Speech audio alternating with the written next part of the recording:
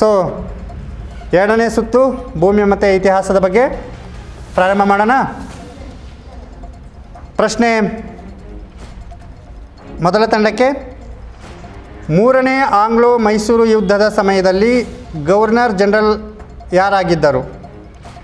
ಮೂರನೇ ಆಂಗ್ಲೋ ಮೈಸೂರು ಯುದ್ಧದ ಸಮಯದಲ್ಲಿ ಗವರ್ನರ್ ಜನರಲ್ ಯಾರಾಗಿದ್ದರು?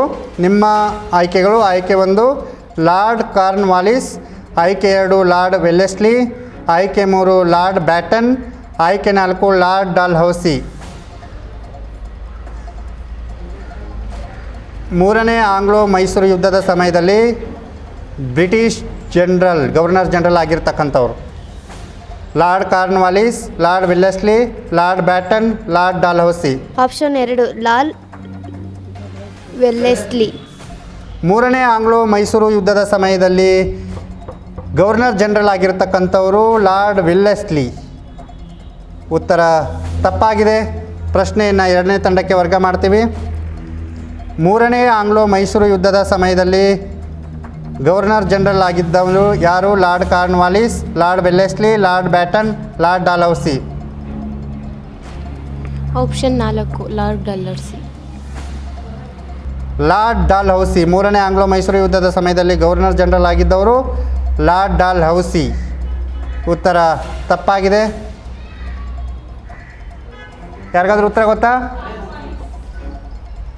ಮೂರನೇ ಆಂಗ್ಲೋ ಮೈಸೂರು ಯುದ್ಧದ ಸಮಯದಲ್ಲಿ ಗವರ್ನರ್ ಜನರಲ್ ಆಗಿದ್ದವರು ಲಾರ್ಡ್ ಕಾರ್ನ್ವಾಲಿಸ್. ಸರಿಯಾದ ಉತ್ತರ. ಓಕೆ, ಪ್ರಶ್ನೆ ನಿಮಗೆ. ಮಹಾಭಾರತದ ಮೂಲ ಹೆಸರೇನು? ಮಹಾಭಾರತದ ಮೂಲ ಹೆಸರೇನು? ನಿಮ್ಮ ಆಯ್ಕೆಗಳು: ಆಯ್ಕೆ 1 ಕುರುಕ್ಷೇತ್ರ, ಆಯ್ಕೆ 2 ಶ್ರೀಕೃಷ್ಣ ಸಂಧಾನ, ಆಯ್ಕೆ 3 ವೇದವ್ಯಾಸ ಚರಿತೆ, ಆಯ್ಕೆ 4 ಜಯ ಸಂಹಿತೆ. ಆಯ್ಕೆ 2 ಶ್ರೀಕೃಷ್ಣ. ಮಹಾಭಾರತದ ಮೂಲ ಹೆಸರು ಶ್ರೀಕೃಷ್ಣ ಸಂಧಾನ. ಆಯ್ಕೆ 2 ಶ್ರೀಕೃಷ್ಣ ಸಂಧಾನ. ಮಹಾಭಾರತದ ಮೂಲ ಹೆಸರು ಶ್ರೀಕೃಷ್ಣ ಸಂಧಾನ. ತಪ್ಪಾಗಿದೆ ಉತ್ತರ. ಪ್ರಶ್ನೆ ಮೂರನೇ ತಂಡಕ್ಕೆ, ಮಹಾಭಾರತದ ಮೂಲ ಹೆಸರೇನು? ನಿಮ್ಮ ಆಯ್ಕೆಗಳು: ಆಯ್ಕೆ 1 ಕುರುಕ್ಷೇತ್ರ, ಆಯ್ಕೆ 2 ಶ್ರೀಕೃಷ್ಣ ಸಂಧಾನ, ಆಯ್ಕೆ 3 ವೇದವ್ಯಾಸ ಚರಿತೆ, ಆಯ್ಕೆ 4 ಜಯ ಸಂಹಿತೆ. ಆಯ್ಕೆ 3 ವೇದವ್ಯಾಸ ಚರಿತೆ. ಮಹಾಭಾರತದ ಮೂಲ ಹೆಸರು ವೇದವ್ಯಾಸ ಚರಿತೆ. ಉತ್ತರ ತಪ್ಪಾಗಿದೆ. ಮಹಾಭಾರತದ ಮೂಲ ಹೆಸರು ಜಯ ಸಂಹಿತೆ. ಸರಿಯಾದ ಉತ್ತರ. ಸಿಪಾಯಿ ದಂಗೆ ನಡೆದ ವರ್ಷ ಯಾವುದು? ನಿಮ್ಮ ಆಯ್ಕೆಗಳು: ಆಯ್ಕೆ 1 1864, ಆಯ್ಕೆ 2 1857, ಆಯ್ಕೆ 3 1874, ಆಯ್ಕೆ 4 1866. ಸಿಪಾಯಿ ದಂಗೆ ನಡೆದ ವರ್ಷ 1864, 1857, 1874, 1866.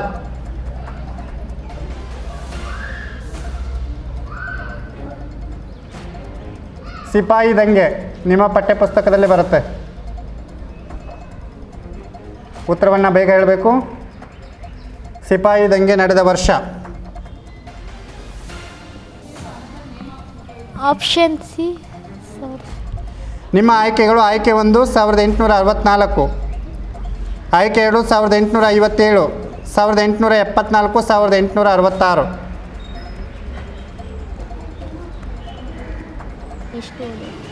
Sir option A. Option A 1864. ಉತ್ತರ ತಪ್ಪಾಗಿದೆ. ಪ್ರಶ್ನೆಯನ್ನು ನಾಲ್ಕನೇ ತಂಡಕ್ಕೆ ವರ್ಗ ಮಾಡ್ತೀವಿ. ಸಿಪಾಯಿ ದಂಗೆ ನಡೆದ ವರ್ಷ 1864, 1857, 1874, 1866. ಸರ್ 857. ಸಿಪಾಯಿ ದಂಗೆ ನಡೆದ ವರ್ಷ 1857. ಉತ್ತರ ಸರಿಯಾಗಿದೆ. 1 ಅಂಕವನ್ನು ಪಡೆದುಕೊಂಡಿದ್ದೀರಿ. ಪ್ರಶ್ನೆ ನಿಮಗೆ. ಪಂಚತಂತ್ರ ಕಥೆಗಳನ್ನು ಕನ್ನಡದಲ್ಲಿ ಬರೆದವರು ಯಾರು? ಪಂಚತಂತ್ರ ಕಥೆಗಳನ್ನು ಕನ್ನಡದಲ್ಲಿ ಬರೆದವರು ಯಾರು?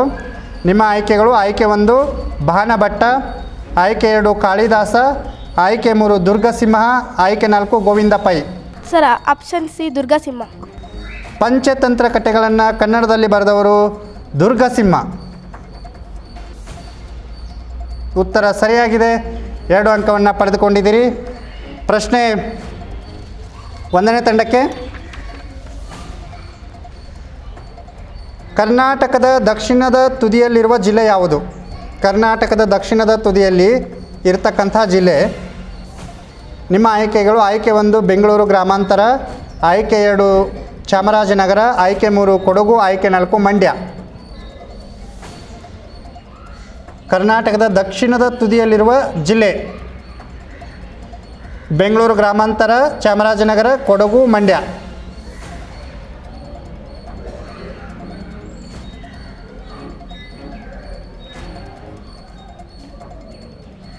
ಆಪ್ಷನ್ ಎ ಬೆಂಗಳೂರು ಬೆಂಗಳೂರು ಗ್ರಾಮಾಂತರ.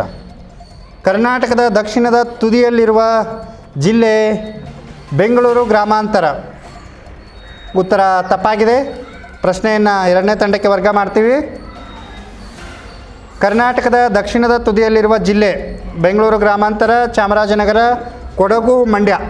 ಚಾಮರಾಜನಗರ. ಕರ್ನಾಟಕದ ದಕ್ಷಿಣ ತುದಿಯಲ್ಲಿರುವ ಜಿಲ್ಲೆ ಚಾಮರಾಜನಗರ.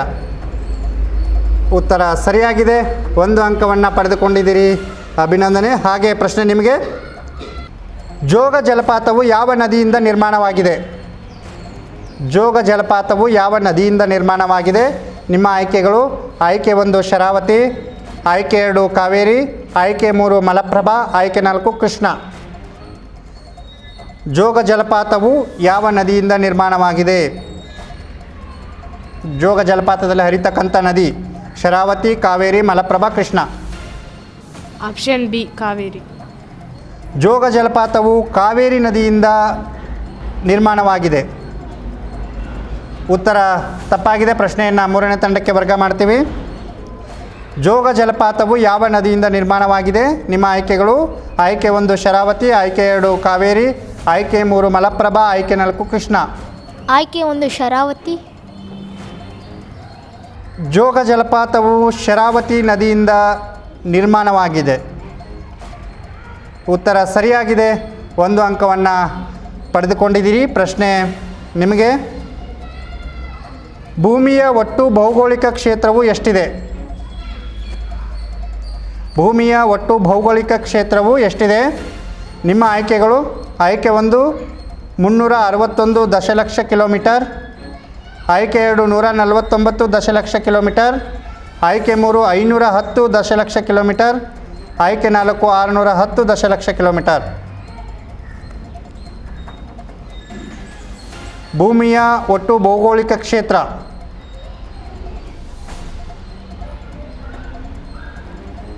ಎಷ್ಟು ಕಿಲೋಮೀಟರ್ ಇದೆ ಭೂಮಿ ಅಂತ? 361 ದಶಲಕ್ಷ ಕಿಲೋಮೀಟರ್, 149 ದಶಲಕ್ಷ ಕಿಲೋಮೀಟರ್, 510 ದಶಲಕ್ಷ ಕಿಲೋಮೀಟರ್, 610 ದಶಲಕ್ಷ ಕಿಲೋಮೀಟರ್. ಆಪ್ಷನ್ 1 361 ದಶಲಕ್ಷ. ಭೂಮಿಯ ಒಟ್ಟು 361 ದಶಲಕ್ಷ ಕಿಲೋಮೀಟರ್ ಭೌಗೋಳಿಕ ಕ್ಷೇತ್ರವನ್ನು ಒಳಗೊಂಡಿದೆ. ಉತ್ತರ ತಪ್ಪಾಗಿದೆ. ಪ್ರಶ್ನೆಯನ್ನು 4ನೇ ತಂಡಕ್ಕೆ ವರ್ಗ ಮಾಡ್ತೀವಿ. ಭೂಮಿಯ ಒಟ್ಟು ಭೌಗೋಳಿಕ ಕ್ಷೇತ್ರ ಎಷ್ಟಿದೆ? ನಿಮ್ಮ ಆಯ್ಕೆಗಳು: 361 ದಶಲಕ್ಷ ಕಿಲೋಮೀಟರ್, 149 ದಶಲಕ್ಷ ಕಿಲೋಮೀಟರ್, 510 ದಶಲಕ್ಷ ಕಿಲೋಮೀಟರ್, 610 ದಶಲಕ್ಷ ಕಿಲೋಮೀಟರ್. ಆಪ್ಷನ್ ಸಿ 510 ದಶಲಕ್ಷ ಕಿಲೋಮೀಟರ್. ಭೂಮಿಯ ಒಟ್ಟು ಭೌಗೋಳಿಕ ಕ್ಷೇತ್ರ 510 ದಶಲಕ್ಷ ಕಿಲೋಮೀಟರ್. ಸರಿಯಾಗಿದೆ ಉತ್ತರ. 1 ಅಂಕವನ್ನು ಪಡೆದುಕೊಂಡಿದ್ದೀರಿ. ಪ್ರಶ್ನೆ ನಿಮಗೆ: ಇನ್ನೊಂದು ಪ್ರಶ್ನೆ ಇದೆ ನಿಮಗೆ. ಪ್ರಶ್ನೆ: ಭೂಖಂಡಗಳ ಮೇಲ್ಪದರವನ್ನು ಏನೆಂದು ಕರೆಯುತ್ತಾರೆ? ಭೂಖಂಡಗಳ ಮೇಲ್ಪದರವನ್ನು ಏನೆಂದು ಕರೆಯುತ್ತಾರೆ?